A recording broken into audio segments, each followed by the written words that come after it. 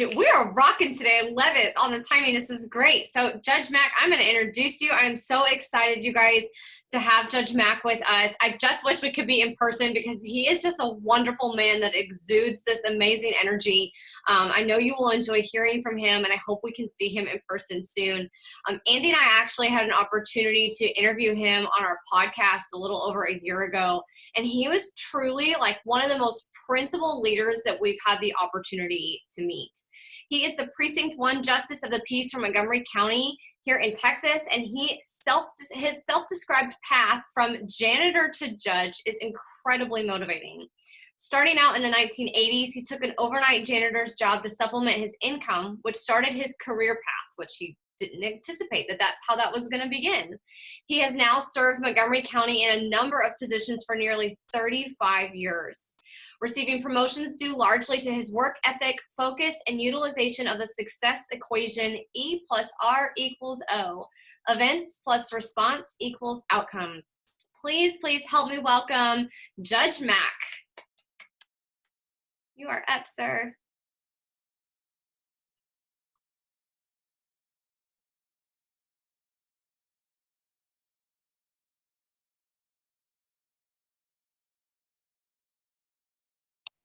How about now? We there? Okay, everybody's there. Can you hear me? Good You're deal. Good. So thank you for this opportunity. This has been for all of us. This has been a bunch of firsts. I've done my first Zoom wedding. I've had 5 trials by Zoom. I did my first wedding in the parking lot because there was a gentleman that was severely injured and needed surgery, but before he could get the surgery, he had to get married. And so we gave him a life sentence in the parking lot in my office. And it's been a very interesting for all of us. And I know, everybody, the catch term, the new normal is something that we're all going to have to adjust to, and we're all going to have to be a part of. Just thank you for this opportunity. I'm very intimidated, I must say, the fact that Frank started out with what he does, and then we've got a Zen priest online here, and I'm very intimidated by this crowd. So I'm just going to tell you straight up right now that I'm very intimidated by y'all. But other than not having a groomer for the dog that I don't have, this is a very diversified group. I mean, I've already wrote down names and numbers. I need my will updated and all kinds of things. And so thank you for what you're doing. And this exemplifies the fact that you're inspired leaders. And one of the principles that I've always learned in my career is being smart enough to surround myself with other people that would have a positive influence on me. And as Elizabeth talked about in my in a great bio, by the way, can I get a copy of that? Because that was great. And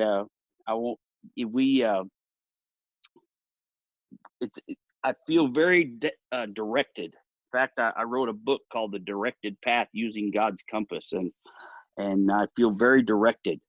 And I like the way Elizabeth talked about how this group is all about being able to talk to folks and and be inspired, and failure is not a bad thing. The only people that truly fail are the people that don't get back up. I tell people the first book I wrote was How to Go to Hell and Be Successful Doing it. And so I've had a lot of failure in my life. I've had a lot of things happen that, I think it was, I forget the name of the author that wrote the book that said good things happen to bad people. Our bad things happen to good people, rather. And so I feel very, very blessed and fortunate. My job is the justice court way of doing things is we're the highest volume courts in Texas. 90% of Texans that interact with the judicial branch of government happen in a justice or municipal court. And justice courts, we're very diversified in that we handle misdemeanor offenses and anything you can be written a ticket for. And then we also have civil cases, $10,000 or less. Currently, September 1st, that goes to $20,000. We're the court original jurisdiction. And I'm telling you all this because I see thousands of people, and I see them in all kinds of states and all kinds of walks of life and circumstances and situations. And what I love about my job is because my life experience is I know what it is to go without knowing where my next meal is going to come from for my family. We went through a time where we were trying to keep my son out of a wheelchair, and very rare bone disease, and it was a very difficult time, and we almost lost everything. We were there were 3 or 4 months where red beans and rice was in fact, I don't think my children to this day will eat red beans and rice. But I've been on the spectrum like many of you. I mean, you have the success in your life. If we, during this COVID time, this pandemic, if we've learned anything, something that I've observed is that in times of prosperity, people, people do their own thing. They're impacted by it other ways. Some people during a prosperous time are very impacted positively. Some people are positive negatively. But during times of adversity, everybody's impacted. This pandemic has created adversity for everybody, and in that adversity, we've seen a great unity of community. I just yesterday was they organized a drive-through parade for some seniors out in Montgomery that have been locked down, have not seen their families in 2 months, and organized the parade. And they just put out an ask and said, "Hey, we're going to do this parade. Come." And over 200 vehicles were in this parade. And watching those seniors in our community, many of them veterans, many of them, and watching them weep and cry as people they didn't even know were just driving by with signs and honking and "We love you." And it was so powerful. It was just so very powerful. And so I hope as a world, as a nation, as a community, I hope we've learned during this adversity how important faith, family, and freedom is, how important I'm going to talk about here today. I'm very involved with the Montgomery County Behavioral Health and Suicide Task Force. One of the duties as the Justice of the Peace, the one thing that has shocked me in the 2,199 days that I've been in office, and but who's counting? And in the 2,199 days, I have done almost 2,000 death inquests, and many of those were suicides. And so I was shocked. I was a police officer for 15 years. I've been to suicides. I've been to traffic fatalities and homicides and terrible situations. But I didn't realize in our community how often it happened and how nobody was talking about it.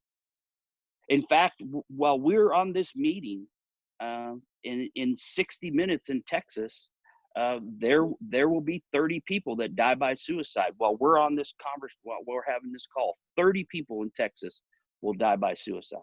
Across the world, it happens every 40 seconds.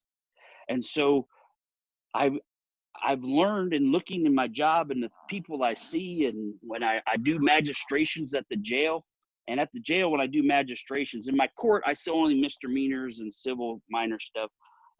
But at the jail, when I'm doing magistrations, I see everything from child pornography to capital murder, and we read them their rights and magistrate them and set bonds.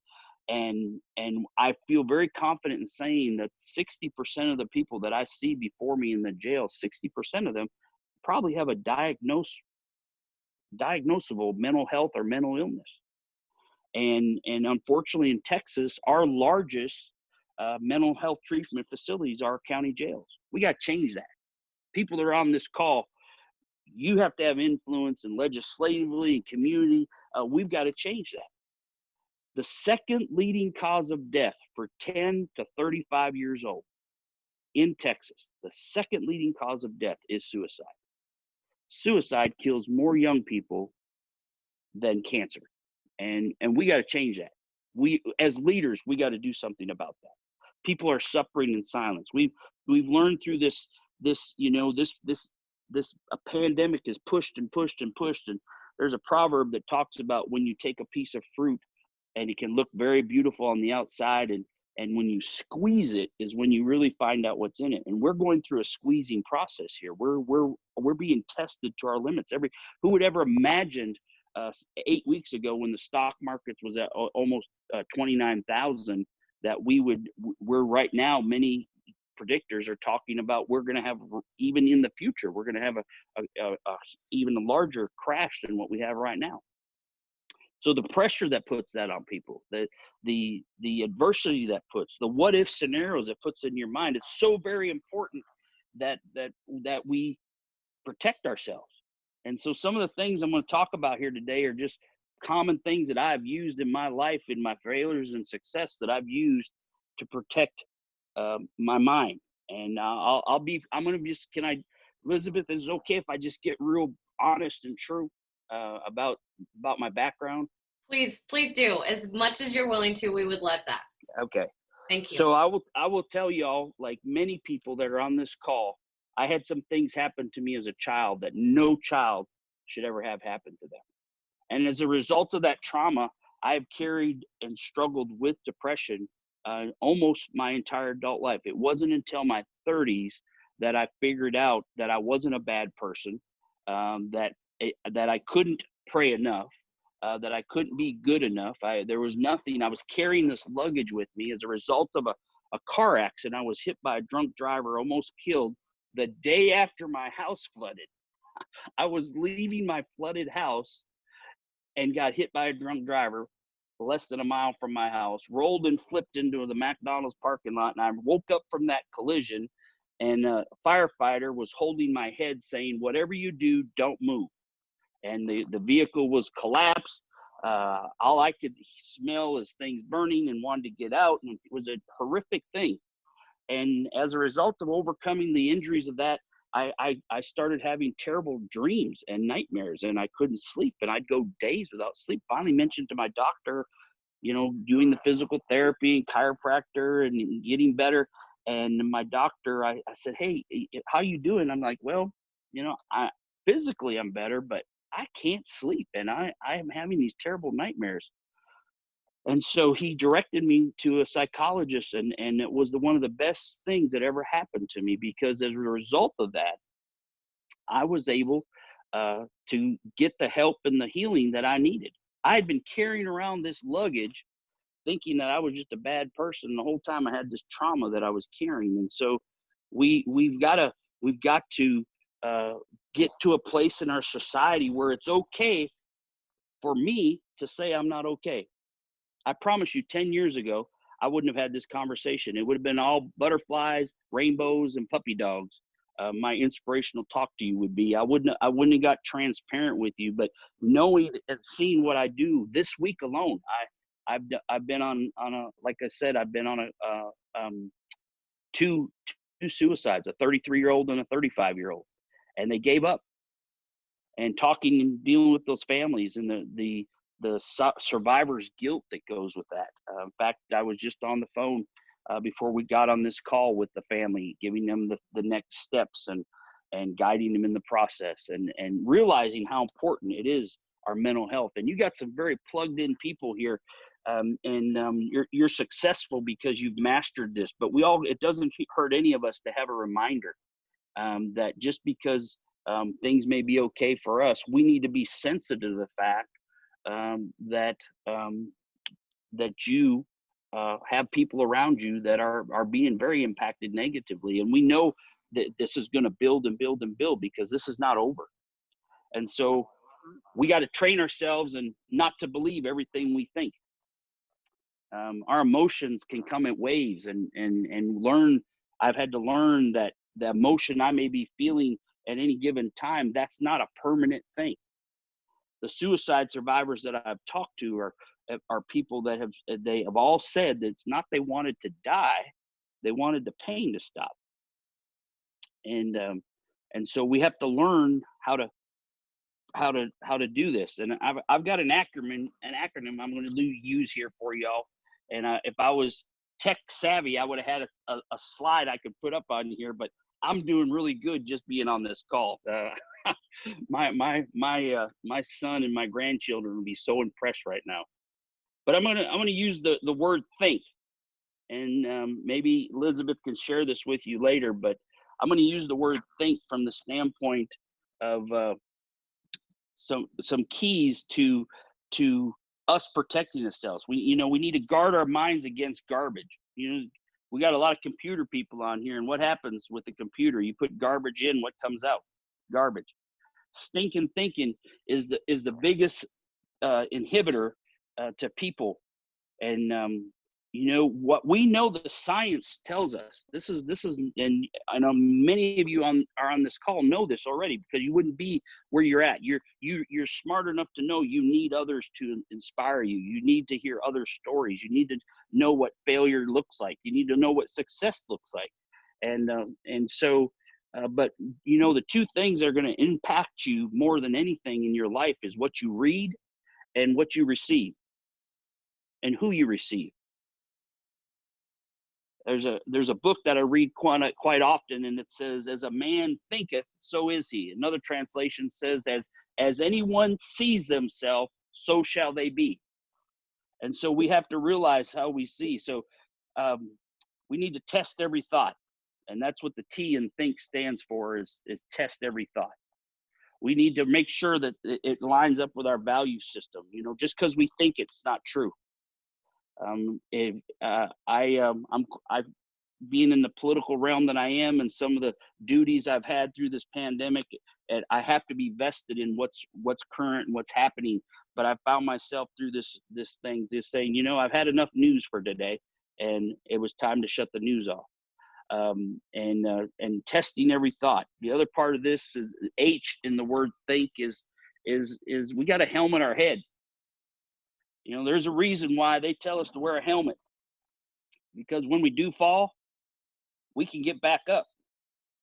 But if you don't have a helmet on and you fall and you crack your pumpkin, well, that can have a devastating effect. From a Christian perspective, they talk about putting on the helmet of salvation, having that assurance, having that knowing that where you are with that. And so the H in the word think is make sure you have your helmet, make sure you have your head protected. And the I in think is imagine great. Let me ask you a question. What are your biggest dreams? What are your deepest hopes? What do you hope to reach? What is your hopes and your dreams? We have to imagine great. Again, it goes back to what I said earlier. As someone thinks, so shall they be. And so imagining big, from many teachings, from Hinduism, the Muslim faith, the Christian faith, the Jewish faith, all talk about that God wants us to expand our capacity. I tell people often that God doesn't need your ability, he needs your availability. Doesn't need your abilities. Anybody can teach a monkey to jump up and down and do funny things. But God needs your availability. He needs you to make yourself available. My faith teaches us that we're saved to serve. We're not saved to warm a building. We don't have what we have so that we can just be totally all about us. It's about to serve others. I've been a Lions Club member. In fact, this last year, I got my 20-year perfect attendance pin. I'd promised a very good friend of mine, a municipal judge and a good friend here locally, many, many years ago. They were doing an award ceremony, and they handed out awards for tenure, and he leaned over to me and he said, "Wayne, I think you need to get one of them 20-year pins." Now, I don't know if he was messing with me or what he was doing, but I looked at him and said, "Judge, I'm going to do that." And he died about 5 years after that. But I was honored this last summer to have his wife, his widow, pin that 20-year pin on me. I was determined, and in Lionism, our motto is we serve. Helen Keller asked us back in 1917 to be the Knights of the Blind. And so Lions Club has eradicated river blindness and sight restoration and serving. And so it's understanding and expanding myself. I've had to do things that I've not normally was ever imagined myself doing, but I had to have those dreams. I had to have those hopes. And so the T is test your health, your thought. The H is make sure you have a helmet and we're protecting yourself. I, make sure you're imagining great things. And N, make sure you're nourishing your mind. You know, every day you make a choice when it comes to your mind. You can have healthy brain food, positive thinking. I have finished during this COVID time. I've been able to get caught up on some things. And I can't see myself on the screen, Elizabeth, so I don't know if I'm actually. You look great. You can see. Okay, so yeah. This book right here, The Traveler's Gift, this is up until I read this book, my favorite book and my go-to book. And people ask, what was one of the biggest impacts? Because I'm an avid reader. What was the big, other than your faith in the Bible, what has impacted you most? And 7 Habits of Highly Successful People. That changed my life in 1995. That's where I stopped viewing myself as just a janitor. You know, I mentioned to you that I was a custodian, a janitor, and she talks about my memoir. Once I get off the bench, I will be writing a book, from janitor to judge and all the crap I cleaned up in between. That book is, I've already got 5 chapters. Okay. But this book right here totally changed the way I viewed myself. I was working the night shift as a custodian at the courthouse. And like we said, that same courthouse now calls me judge. I used to sweep and mop and clean the toilets of the same courthouse that I go into. And when I was doing that, I never would have thought one day that they'd be calling me Judge Mack, walking down the hall. Hey, Judge. Hey, Judge. I didn't see that coming.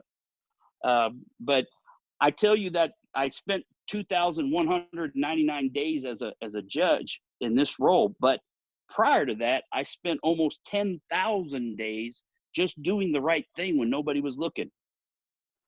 Don't make your custodian or cleaning person mad at you. Don't ever do that.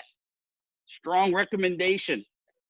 You might want to write that one down. Be good to the person that cleans up behind you. And so in the preparation of that and this book, you know, we've got to nourish. You make a choice of a brain healthy food. Now, granted, it's every now and again. I'll admit it. You can see that I got a double chin, so I'm not afraid of eating some fried chicken every now and then. Although I'm the fattest, almost vegan person you would meet. I don't have time to talk about this, Elizabeth. When I start getting too long, or give me the wrap up sign when I need to get wrapping up here, because I can get a little fired up here. But 11 years ago, I was at MD Anderson Hospital. I'd gone for a kidney stone for some terrible abdominal pain, and while they were looking for that kidney stone, they called me and asked me to come in. And when I got there, they informed me that I found out on my 44th birthday that I had an uncurable cancer. They told me I just needed to accept the fact that they would never tell me I was cured, and they would never tell me I was in remission. And going through what I did with my son, and the fact that they said that he would never, by the time he was a teenager, he would be in a wheelchair, and fighting that. And the Western medicine, you know, in Western medicine, we treat the symptom, we don't treat the disease. We'd rather write a prescription than tell people to eat the right stuff. You know, you are what you eat. I know we got some nutritionists on here, and they're probably in the background. You can do a clap sign or amen or something, but you are what you eat. There's a huge truth in that. You are what you eat, and we were fighting that, and every test and all those things. And I'm happy to say that my son, not only is he not in a wheelchair, but he graduated from basic training in the U.S. Army a few years ago. And he is a great young man, great things. But God was preparing me for that, because when I got that diagnosis, I looked at the doctor and I said, Doc, I'm going to do everything you tell me to do because you're the doctor. But until I hear from Dr. Jesus, my plan is to beat this thing. And he told me, keep that attitude. Keep that attitude, because people come in here with less cancer and we tell them they have cancer and they give up and die. And I said, well, I'm not that guy. And I can show you where I was on 59 and 610, about to get on 610, when I prayed the prayer of, Lord, I don't know what the future holds, but I know you hold the future. But from this moment forward, I'm going to live every day like I'm dying. And I have. And for me, it's about impact. I'm here today doing, got 50 million things going on. I'm in the middle of a federal lawsuit. I spent 2 hours on the phone with my legal team yesterday. I'm in the middle of a federal lawsuit with an atheist organization that does not enjoy the way I have my opening ceremonies in my court. And I got a lot of things going on here. But when Elizabeth asked me to do this last year, I've been looking forward to this. And so I want to live my life about impact.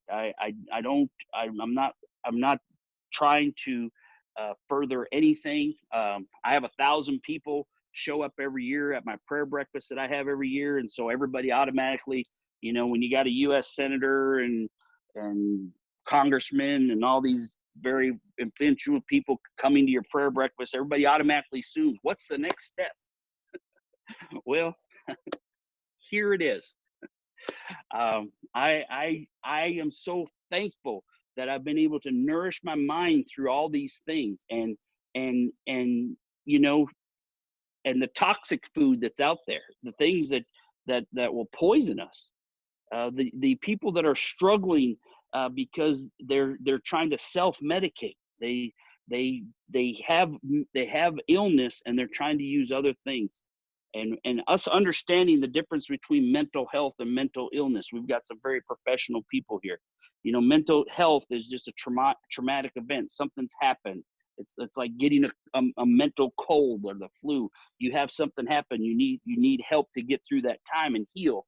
Mental illness is biomedical diagnosed disease, like my cancer that I had treatment. And I was thankful that at MD Anderson, I was able to get in a clinical trial. I went vegan. I didn't, if it had a mama or a face, I didn't eat it. And I had a great result. Within 3 years, they told me I was in remission. And by year 5, they said, you know what? We call you we call you a cure around here. And they said, you can come back next year, and then if you want to, or you can come back, in 2 years. And I told him, well, I choose never. And as we were walking down the hall, my wife tapped me on the shoulder and said, I appreciate your enthusiasm, but you will be back next year for your regular checkup. And so all these things that we're talking about here today was very, very important.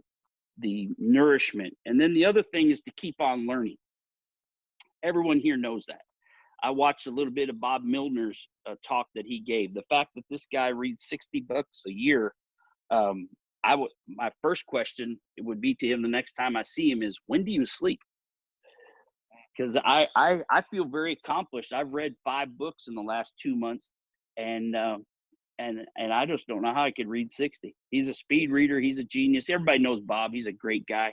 But there's power in that. But yet there's people still going to struggle. People in your circle of influence, you're going to give them the keys to what they need, and they're not even going to take the initiative to put in the ignition, turn it, and put the vehicle, drive, and go. And so very, very important that we keep on learning, that we learn from others.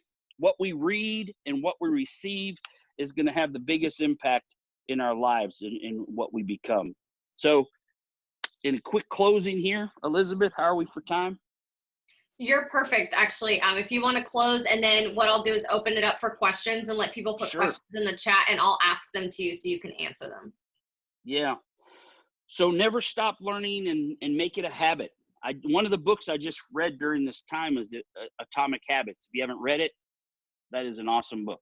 Read it.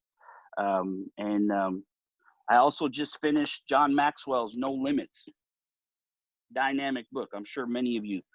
From a devotional standpoint, this book just totally changed my meditation and my time that I heal the most and that was Mark Batterson's book, The Circle Maker. Dynamic book. I promise you, if you start reading this book, you will not be able to put it down. It is that awesome. And then I've already mentioned this book right here. This was so enjoyable. I put this book in the same realm as of 7 Habits of Highly Effective People, and that it talks about everything it's just a great book. And it's Andy Andrews is the author of this book. And then of course there's my favorite book, The Directed Path Using God's Compass. And Elizabeth, what I'd like to do is, I don't know how many people you have at your meetings, but it was my intention. What do you normally average at your meetings in attendance? We are at 34 today. We're usually at about 50 to 60, but. So what my plan is when we start being able to get together again, I want to provide every one of your part of your group a copy of this book at no cost, and I want to do that as a gift to y'all, and just as a thank you for letting me to be a part of this today. And so thank you, Elizabeth, for what you're doing. You were such an inspiration when we met, and just appreciate you being such a bright light. This world needs more Elizabeths, and we're one of the greatest communities in Texas and in the nation because of the people that are on this call, every one of you. And what a talented organization. I mean, just from the standpoint of the diversity and the people that you have here, it's just remarkable. So I appreciate you letting me share a little bit. I just kind of had a few notes. I had much better plan, but my week and my job has interfered. I didn't get to bed until 4 o'clock this morning. Had a friend that was in crisis, terrible situation. He lost his son unexpectedly, young man, and he's in a really dark place. And so I literally spent 4 hours with him on the phone last night, and trying to encourage him and keep him in a good place. And so I apologize if I rambled here. I will tell you that I've had about 12 hours sleep since Monday because of scenes that I've had to be on, and then this friend. So if I rambled, I apologize, but I hope you get where I'm coming from, my heart, and that I wish the very best for every one of you that's a part of this, and thank you for doing this. Thank you so much for being here. I knew it was getting risky to even have you with all these things going on, much less everything that you already do on your day-to-day. So we are so grateful to you and your time. I took tons of notes, so you did a great job. I was muted over here, but giggling and laughing at you. You're just so wonderful. So thank you so much. I'm going to open it up to everybody real quick. If anybody has any questions that they want to ask Judge Mack, please feel free to put those in the chat. I'll give you a second and I'll read them to him, just in case anybody wants to ask anything. So your personal change, I see you did everything inside of you first. And then when you change your mind, when you change your attitude to the world, then is when all of these triggers? Yes. So, yeah, I think it was a process, because I think for me, knowing just the way, has a lot to do with my foundation. I had really very dedicated parents that showed me how to serve others. My dad worked 2 80-hour-week job or 2 40-hour-week jobs. My mom was a professional educator later in life, and so just that. So inside, what's on the inside generally comes up on the outside. Yeah, but what you're saying is that at the beginning, that put you directly to be the janitor, and Yes. serving everybody and being humble on that way. And then when do you start triggering? When do you see yourself that it was your job not to stay as a janitor, but to move forward and impact more and more people? Great. That, and thank you for bringing that up, because this for me was huge in the fact that after reading Stephen Covey, I realized I wasn't just a janitor. And so I recognized that I was going to be the best. In fact, when I moved to Texas, I moved in 1985. I had $500, a Ford Escort with no air conditioning, and as I was leaving, my dad told me, he said, "Wayne, I don't know." He had lost his job. They were it was a terrible economy. I had 30% unemployment. I was moving to Texas to take a non-paid internship to work in a youth department of a church. And he looked at me and he said, "Wayne, I don't care if you're just the janitor, be the best damn janitor there is, and you're going to go places." And so I learned that at that young age, I was never just anything. I was right where I needed to be. And that season, all of us can look back on our life and the seasons that we had. The season of going through my son's illness prepared me for when my season would come. The season of going every day and doing the right thing, even when nobody was looking, was preparing me to be in leadership and to be able to be impactful in what we're doing in the community. And it was these seasonal things that God, I felt like it was a path that one thing led to the other, but it was, it was the E plus R equals O that I learned that I couldn't control the events. I couldn't control the fact that people thought less of me because I was just a janitor. That was their problem. That wasn't my problem. I was the best. I was the best. And that as a result of that, it opened door after door after door. In my entire adult life, I have never asked for a raise, and I have never asked for a position of leadership. It's always been asked of me.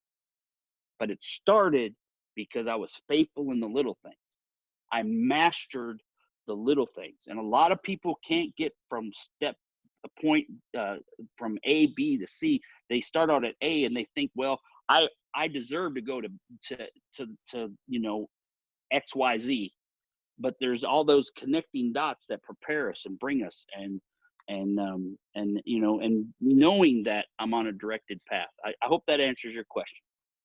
That was beautiful. Thank you so much. Thank you. Good. And thank you for asking the question, because whenever I speak and we do a Q&A and no one asks a question, I leave there tormented, thinking, oh man, I either did a really good job or I really did a bad job. So thank you for asking the question. You give me hope. Thank you. We've had two people ask, what's the most important thing that we as individuals can do for the mental health situation in Montgomery County? Most important thing is we've got to have a conversation. You need to talk to your friends and family about the word suicide. You've got to have a conversation. Most people have a primary care physician, but you need to have a life coach. You need to have a therapist. You need to have somebody that specializes on your brain health. Your brain health and your brain controls every aspect of every other function in your body.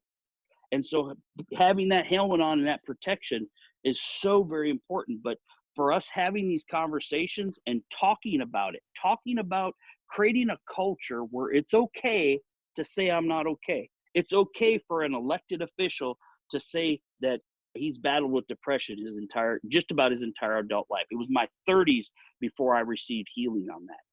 And it was also during that time, Elizabeth, that I received that healing and that help, that my career went boom.